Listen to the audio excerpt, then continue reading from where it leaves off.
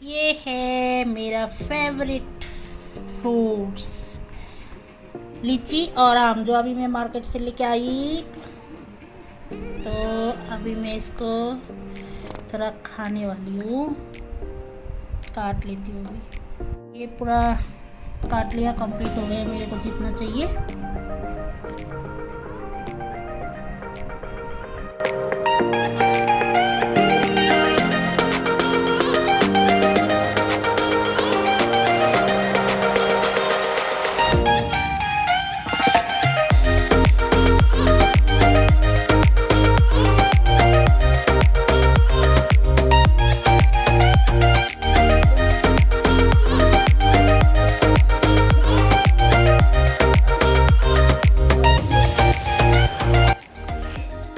तो फ्रेंड, मेरी इस वीडियो में एक लाइक और सब्सक्राइब ज़रूर कर देना।